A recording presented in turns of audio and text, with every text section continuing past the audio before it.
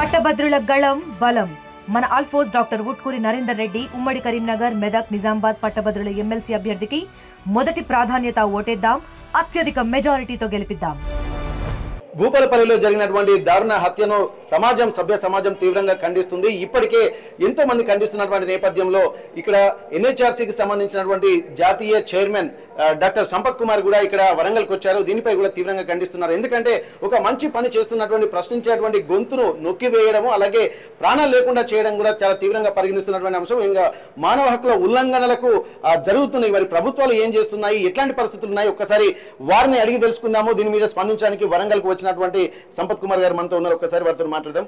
Sir, మొన్న జరిగినటువంటి హత్య మీద చాలా తీవ్రమైనటువంటి విమర్శలు కూడా జరుగుతున్నాయి. ఎందుకంటే ప్రతి దానికి ఒక సమస్యకు పరిష్కారం ఉంటుంది, కానీ మొత్తం మానవ హక్కుల ఉల్లంఘనలు కాకుండా ఉల్లంఘనలు జరుగుతున్నటువంటి ప్రశ్నించిన వారినే మొత్తం తుదముట్టించేటువంటి ప్రయత్నాలు అయితే జరుగుతున్నాయి.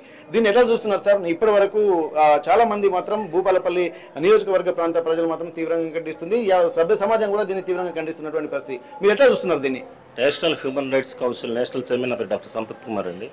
ఇటీవల భూపాలపల్లిలో జరిగినటువంటి దారుణ హత్యాకాండ ఏదైతే ఉందో దాన్ని national human rights council NHRC తరఫున మా సంస్థ తీవ్రంగా ఖండిస్తుంది. ఎందుకంటే స్వేచ్ఛ, స్వాతంత్రం అనేది హరించడానికి రాజకీయ కుతంత్ర శక్తులు చేస్తున్నటువంటి ఈ బలి ఏదైతే ఉందో ఈ బలిని దృష్టిలో పెట్టుకొని చాలామంది బలైపోతున్నారు. న్యాయం కోసం పోరాడే వాళ్ళందరూ బలైపోతున్నారు. వాళ్ళకు ప్రాణాల మీద వాటి మీద తెగించుకుంటూ వాళ్ళు వేస్తున్నటువంటి ఏ కేసులైనా ప్రజా ప్రయోజనాలకు సంబంధించినటువంటి వేస్తున్న కేసులని సరైన సమాధానాలు చెప్పలేక ప్రజల్లో ఉన్నటువంటిది ఏదైతే మీకు తెలుసు, రేపు జడ్జిమెంట్ వస్తుంది అంటే ఈరోజు హత్యాకాండ జరిగింది అని అంటే వాళ్ళకు వ్యతిరేకంగా తీర్పు వచ్చే అవకాశం ఉందనే భయాందోళనకు లోనయ్యి ఈ హత్యాకాండ చేశారా, లేకపోతే మరి ఏ ఇతర కారణాలు ఉన్నాయా, వాటి మీద తీవ్రమైన పరిశోధనలు చేయాల్సిన అవసరం ఉంది. ఎందుకంటే మేము ప్రశ్నిస్తాం. ప్రజా సంఘాలు, సేవా సంఘాలు, స్వచ్ఛంద సంఘాలు ఏవైనా కావచ్చు. ప్రజా సంఘాల్లో మాది కూడా ఒక మానవ హక్కులకు సంబంధించి ఏర్పాటు చేసుకున్నటువంటి ఒక సంస్థ, నేషనల్ వారీగా ఏర్పాటు చేసే సంస్థ. ఈ సంస్థలు ఏం చేస్తాయంటే తప్పు జరిగింది అంటే తప్పుల మీద ప్రశ్నిస్తాయి. వాటికి ఉన్నటువంటి ప్రతి ఒక్క సాక్ష్యాలను సేకరించి న్యాయస్థానాలకు అందిస్తాయి. అలా అందించడంలో తీవ్రమైన పాత్ర పోషిస్తారు మా సంస్థల సభ్యులు. ఒకసారి చూసినట్టయితే ఇప్పుడు సామాజికవేత్తగా ఉన్నటువంటి ఇక్కడ తను ఎవరైతే ఉన్నారో లింగమూర్తి, తను మాత్రం ఎన్నో సమస్యల మీద స్పందించి అనేక కేసులు కూడా తను వేసుకున్నాడు. దాదాపు భరించి కొన్ని 90 రోజులు జైలు కూడా వెళ్ళి వచ్చినటువంటి పరిస్థితి. అయినా మొక్కవోని ధైర్యంతో ఎక్కడ కాంప్రమైజ్ కాకుండా ఎవరు తప్పుడు ఉన్నటువంటి చిన్న పెద్ద స్థాయి అనేటువంటి చూడకుండా కూడా ప్రతి ఒక్క ఏటికి ఎదురెదినట్టుగానే తను సమాజంలోకి వెళ్ళినటువంటి పరిస్థితి కనిపిస్తుంది. నిజంగా ప్రశ్నించేటువంటి వాళ్లకు సంబంధించి సామాజికవేత్తలకు మీకు కూడా, ఎందుకంటే ఇట్లాంటి ప్రమాదాలు కూడా థ్రెటింగ్స్ ఎన్నో ఉంటాయి. అట్లాంటప్పుడు ఇటువంటి సంఘటనలు మళ్ళీ పునరావృతం కాకుండా ఉండాలంటే ఏం చేస్తే బాగుంటుంది సార్? వ్యవస్థలు మారాలండి. వ్యవస్థల్లో ముఖ్యంగా న్యాయ వ్యవస్థని తప్పు పట్టాలనేది మా ఉద్దేశం కాదు, కానీ న్యాయ వ్యవస్థ కనుసన్నల్లో ఏ వ్యవస్థలు నడుస్తున్నాయో వాటిపైన ఒక ప్రత్యేకమైనటువంటి నిఘా వ్యవస్థ కూడా ఉంటే బాగుండేదని మా ఉద్దేశం. ఎవరైతే ఇప్పుడు మీరు చెప్పినటువంటి వ్యక్తి సామాజికవేత్తకి చాలా మంచి పేరు ప్రఖ్యాతులు ఉన్నాయి. మీరు చెప్పినట్టు ఆయన మీద ఏ వ్యక్తి అయితే నిజాయితీగా పనిచేస్తారో, ఏ సంస్థలు అయితే న్యాయం కోసం పోరాడతాయో వాళ్ళ మీద దుష్టశక్తులు ఇటువంటి తప్పుడు కేసులు వేసి ఎన్నో తప్పుడు కేసులు వేస్తుంటారు. వాటికి సమాజ సేవకి వస్తానన్న ఒక వ్యక్తి ముందుకు వస్తేనే వాడి మీద తప్పుడు కేసులు 100 పెట్టడానికి ముందుకు వస్తారు. ఆలోచించాలి సమాజం కానీ న్యాయ వ్యవస్థలు కానీ. ఈయన మీద 1000 కేసులు పెడుతున్నారు, ఇన్ని కేసులు వస్తున్నాయి, ఈయన దేని మీద వస్తున్నాయి, వేటి మీద వస్తున్నాయి అనేది చూడాలి. చూసి దానిని బట్టి చాలా రకాలుగా అవసరమైతే ఒక వ్యక్తి న్యాయంగా పోరాడుతున్నాడు, వాడి గెలవలేము అనంటే ఇప్పుడు ప్రాణాలు తీసేసిన విషయం ఉంటుంది, వాడిని అన్పాపులర్ చేయలేని స్థితిలోనే ఇక తప్పదు, ఈయన ప్రజలు నమ్మట్లేదు, ఈయనకు యాంటీగా ఏదైనా చేస్తే, ఈయనకు వ్యతిరేకంగా ఏదైనా కేసులు పెట్టినా ఈయన లొంగట్లేదు, ప్రజలు ఈయన పక్షాన ఉన్నారు, ఈయన చేస్తున్న ప్రతి కార్యక్రమానికి సహాయ సహకారాలు అందిస్తున్నాడని నేను గెలవలేననే దురుద్దేశం ఎప్పుడైతే వాడికి ఒక ఉద్దేశం వస్తుందో తప్పనిసరిగా అటువంటి వ్యక్తి ఎవరైనా పలుకుబడి ఉన్నవాడు, డబ్బు పరంగా ధనవంతుడై ఉన్నవాడు, ఎవరినైనా ఏర్పాటు చేసుకోలేదు అంటే గూండాలని వాళ్ళు పెంచి పోషించగలిగేవాడు ఎవడైతే వాడు తీసుకునే ముఖ్యమైన నిర్ణయాలు ఏంటంటే వాడిని లేపేద్దాం. ఇదే కదండి లాయర్లు న్యాయవాదులు లేపేస్తున్నారు, న్యాయం కోసం పోరాడుతున్నారు, న్యాయవాదులు లేపేసిన సంఘటనలు మనం చూసాం. న్యాయం కోసం ఎదురెళ్తున్నటువంటి కొంతమంది నాయకులు చంపేసిన విషయాలు మనం చూస్తున్నాం. చూసి సమాజంలో సాటి వ్యక్తి కన్నీరు కారుస్తున్నాడే తప్ప సమాజ మార్పు కోసం మనం ఏం చేద్దామని ప్రభుత్వాలు ఆలోచించట్లేదు. సమాజంలో ఒక నిజమైన నాయకత్వం, ఖచ్చితమైన నాయకత్వం, దీనికోసం పోరాడే నాయకత్వం అనేది ఒకటి ఉంటే తప్పకుండా ముందుకెళ్తుంది. ఇది ఉంటుంది. ఓకే, పోరాడే నాయకత్వం ఉంటే బాగుంటుంది. కానీ దానికోసం ఇప్పుడు మీరు కూడా దాదాపు NHRC నుంచి కూడా ఎన్నో థ్రెట్స్ ఎదుర్కొంటున్న నేపథ్యంలో ఇప్పుడు మిమ్మల్ని మీరు రక్షించుకోవడంతో పాటు సమాజంలో కూడా ఎట్లాంటి అవగాహన కార్యక్రమాలు చేస్తున్నారు సార్? ఇప్పుడు ఒక ఫర్ ఎగ్జాంపుల్ చెప్పాలంటే ఇప్పుడు NHRC పేరుతో కూడా ఎన్నో సంస్థలు కూడా కనిపిస్తున్నాయి. ఎవరు చూసినా మేము NHRC అంటున్నారు. ఇట్లాంటి కొన్ని ప్రలోభాలకు గురి చేసేటువంటి పరిస్థితులు కనిపిస్తున్నాయి. బెదిరించి డబ్బులు తీసుకునేటువంటి పరిస్థితులు కూడా NHRCకి సంబంధించి కూడా చాలా సందర్భాలు చూసాం సార్. ఎందుకంటే వాళ్ళకు ఐడెంటిటీ లేదు, కానీ మేము NHRC అని చెప్పి చెప్పుకున్నటువంటి సందర్భాలు. మరి దీన్ని ఎట్లా చూస్తున్నారు సార్? మరి ఎగ్జాక్ట్లీ మంచి ప్రశ్న మీరు వేశారండి. సమాజంలో ఏదో రకంగా అడ్డదారుల్లో సంపాదించుకోవడానికి కోసం కొందరు ఎత్తుగడతోనూ వచ్చి ఒక సంస్థలు స్థాపిస్తారు. సంస్థలు స్థాపించేటటువంటి వ్యక్తి తాలూకా బ్యాక్గ్రౌండ్, వ్యక్తిగత పరిణామాలు ఏంటనేది తెలియాలి. ఫర్ ఎగ్జాంపుల్ నా గురించి, నేను I'm the MD general medicine physician. 4 హాస్పిటల్లో పనిచేసుకున్నా, 4 హాస్పిటల్ ఇచ్చేసుకున్నా, ప్రాక్టీస్ చేసుకున్నా, సంపాదనకు, నా కుటుంబ పోషణకు నాకు కావాల్సింది నాకు వస్తుందని మీకు జగమెరిగిన సత్యం. కానీ సమాజానికి ఏదైనా చేయాలనే తలంపుతో మేము దీంట్లోకి వచ్చాం.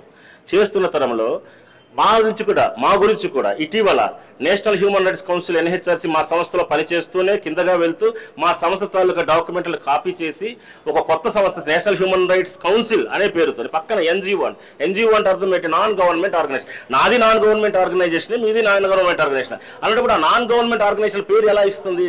ఇవ్వకూడదు. కానీ ఆ పేరుని పెట్టుకుని కూడా ఒక సంస్థ వెలిసింది ఇటీవల జగిత్యాల్లో. దాని మీద మేము DGP గారికి ఫిర్యాదు చేసాం, స్థానిక SP గారికి ఫిర్యాదు చేసాం, లోకల్ పోలీస్ స్టేషన్లో కూడా ఫిర్యాదు చేసాం. ఇది మా బాధ్యత.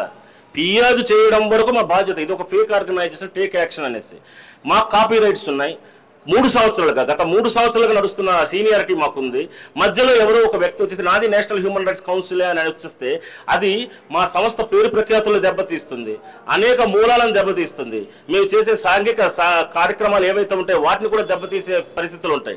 అసలు సెటిల్మెంట్ అనేది నేషనల్ హ్యూమన్ రైట్స్ కౌన్సిల్లో లేదు. ఎవరైనా బాధితుడు మా దగ్గరకు వస్తే న్యాయపరమైన సలహాలు ఇవ్వడానికి, న్యాయపరంగా సహాయ సహకారాలు అందించడానికి, న్యాయపరంగా ఉన్నటువంటి లీగల్ డిపార్ట్మెంట్ ఏదైతే మా దగ్గర BL, ML, BL చేసినప్పుడు లాయర్లు, అడ్వకేట్స్ ఉంటారో వాళ్ళ ద్వారా ఆ కేసుల్ని మేము వాళ్ళకి సపోర్ట్ చేస్తూ ఆ కేసులు న్యాయస్థానంలో వాళ్ళ ద్వారా వేయించి వాళ్ళకి ఆర్థిక పరంగా కానీ మరో పరంగా కానీ వెనక నుంచి ప్రోత్సహించడానికి మాత్రమే సంస్థలు ఉంటాయి. అలాగే కౌన్సిలింగ్ ఇస్తాం, భార్య భర్తల మధ్య కౌన్సిలింగ్ ఇస్తాం. ఈ 2 వర్గాలకు కౌన్సిలింగ్ ఇచ్చి మంచి చెడులు చెప్పి నష్టాలు కౌన్సిలింగ్ ఇచ్చే అధికారం ఉంటుందేమో కానీ సెటిల్మెంట్ అనే పదానికి మా డిక్షనరీలో చోటు లేదు. అసలు సెటిల్మెంట్ అనేవి ఏ సంస్థలు చేయకూడదు. నువ్వెప్పుడు సెటిల్మెంట్ చేయడానికి? Who you were to do the settlement? As a man, as a humanity ground, మీకు ఉన్నటువంటి హ్యూమనిటీ గ్రౌండ్స్లో కానీ మీ దీంట్లో కానీ కౌన్సిలింగ్ ఇవ్వండి. ఇది మంచి, ఇది చెడు అని చెప్పండి పెద్దరికంతో.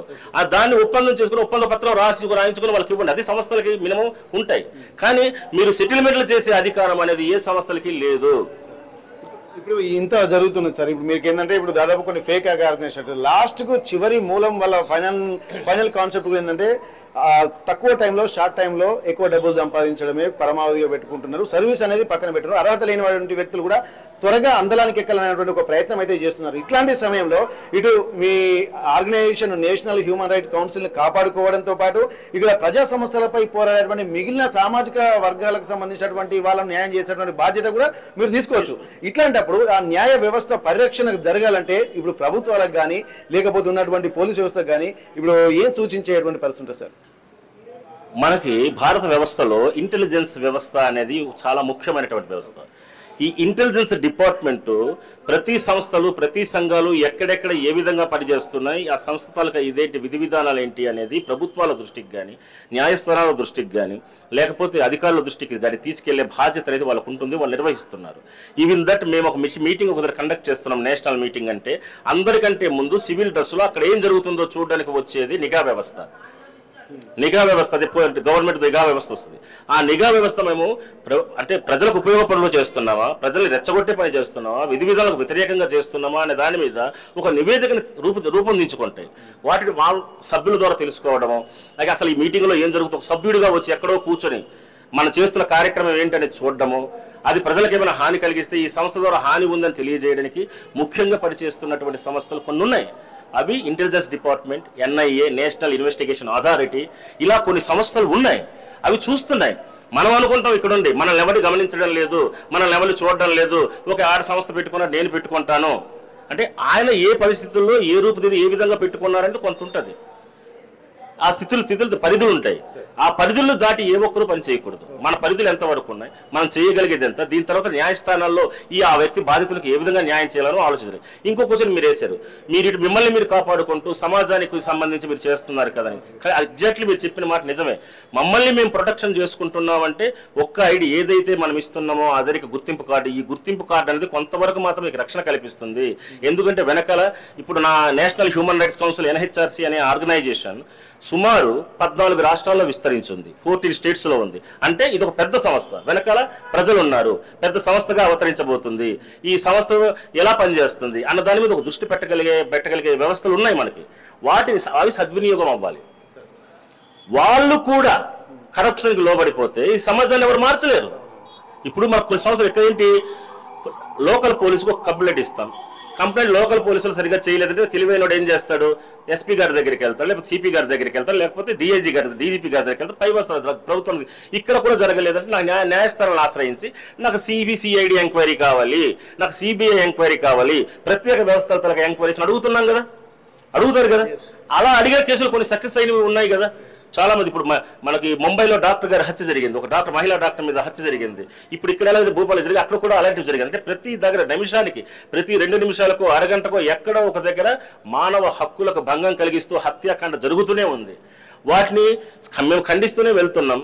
కానీ దీనికి మా లాంటి స్వచ్ఛంద సేవా సంస్థలు, నిజమైనటువంటి ఆర్గనైజేషన్స్ ఏవైతే ఉన్నాయో వాటికి ప్రభుత్వాలు సహకరించి, పోలీస్ వ్యవస్థ సహకరించి, ప్రభుత్వాలు సహకరించి, తప్పకుండా ఏవైతే వ్యవస్థ, రెవెన్యూ డిపార్ట్మెంట్ వ్యవస్థ, పాలనా వ్యవస్థ, ఏ పాలనా వ్యవస్థ సహకరిస్తే మేము అవసరమైతే ప్రాణాలకు తెగించి వాటిని డిటెక్టివ్ చేసి నేర పరిశోధనలో ఒక భాగస్థులు అవ్వడం సిద్ధంగా ఉన్నాం.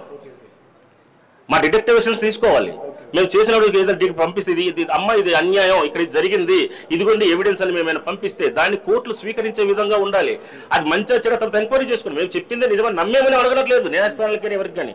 కానీ న్యాయస్థానాల్లో న్యాయం కోసం ఒక భాగంగా ఏదైతే తీసుకుంటారో వాటికి రూల్ ఆఫ్ లా అన్నాం ఒక మాట. అంటే పరిపాలన వ్యవస్థలో చట్టపరమైన పరిపాలన దాన్ని అందించగలిగినప్పుడు డెఫినెట్ గా చాలా వరకు తగ్గే అవకాశాలు ఉన్నాయి. ఓకే సార్, ఇప్పుడు ఇక్కడ మీరు చెప్పినట్టు ఎందుకంటే NHRC మీరు తీసుకున్నటువంటి ఇనిషియేషన్ కూడా ఎందుకంటే చాలా గ్రేట్ థింగ్ అది. కాకపోతే ఇప్పుడున్నటువంటి విషయంలో సార్ మీరు అన్నట్టు ఇప్పుడు ఎవరైతే నిఘా వ్యవస్థ, ఆ నిఘా వ్యవస్థ వైఫల్యం కారణంగా, ఎందుకంటే గత 4-5 ఏళ్ల నుండి ఇతను కాళేశ్వరం ప్రాజెక్టు మీద కేసులు వేశాడు, ఆ ప్రాజెక్టు నిర్మాణ లోపంలో ఉందని చెప్పి ఎన్నో కేసులు వేశారు, దీనికి సంబంధించి ఒక అవినీతి జరుగుతుందని చెప్పి పెట్టారు. ఎంతో మంది కబ్జాదారుల మీద కూడా ఇట్లా పెట్టినటువంటి సందర్భంలో అక్కడ ఉన్నటువంటి ప్రభుత్వాలకి, అక్కడ ఉన్నటువంటి స్థానిక నాయకులకి, పోలీస్ వ్యవస్థకి, అలాగే నిఘా వ్యవస్థకి ఖచ్చితంగా ఈయనకు ఉన్నటువంటి థ్రెట్స్ మీద ఒక అవగాహన ఉండే ఉంటుంది. అయినప్పటికీ కూడా ఇది ఒక పకడ్బందీ ప్రణాళిక జరుగుతుందని తెలిసినప్పటికీ కూడా ఇప్పటికీ దీన్ని ఆయనకి హెచ్చరించకపోవడము, చెప్పకపోవడము, ఈ మర్డర్ జరగడం నిఘా వైఫల్యంగానే పరిగణించవచ్చా సార్? 100% నిఘా వైఫల్యమే సార్. ఇది నిఘా వైఫల్యం అంటే ఒక వ్యక్తి మీద ఇన్ని కేసులు పడుతున్నాయంటే ఎందుకు పడుతున్నాయి అనే దాని మీద ఒక నిఘా వ్యవస్థ అనేది పనిచేయాలి. ఇంతకు ముందు చెప్పుకున్నాం. అలాగే వ్యక్తికి కూడా తన సెల్ఫ్ ప్రొటెక్షన్కి ఒక బాధ్యత ఉండాలి. ఇన్ని కేసులు నా మీద పడుతున్నాయి, రేపు పొద్దున నాకు థ్రెట్ ఉండొచ్చు, కాబట్టి నాకు ప్రభుత్వ పరంగా నా థ్రెట్కి సంబంధించి నాకు ఏమైనా రక్షణ కల్పించండి అని చెప్పి ప్రభుత్వాన్ని అడిగే హక్కు ఆ వ్యక్తికి కూడా వ్యక్తిగతంగా ఉంది. మరి అది జరిగిందా లేదా అనేది ఆ విషయం నాకు తెలియని వాటి మీద నేను స్పందించడం మంచిది కాదు. ఒకవేళ జరిగి ఉంటే ఆయనకి రక్షణ ఇవ్వలేకపోతే ఖచ్చితంగా ఇది పాలనా వ్యవస్థ వైఫల్యం, నిఘా వ్యవస్థ వైఫల్యం, జ్యుడిషియారిటీ వైఫల్యం. ఎందుకంటానంటే ఇక్కడ కూర్చున్న న్యాయమూర్తులు కూడా మనుషులే. కొన్ని సందర్భాల్లో చిరాకుగా ఉన్నప్పుడు లేకపోతే మరో సందర్భంలోనూ విడుదల చేయాల్సిన వ్యక్తుల్ని కూడాను శిక్షలు వేసేసే సందర్భాలు ఉన్నాయి.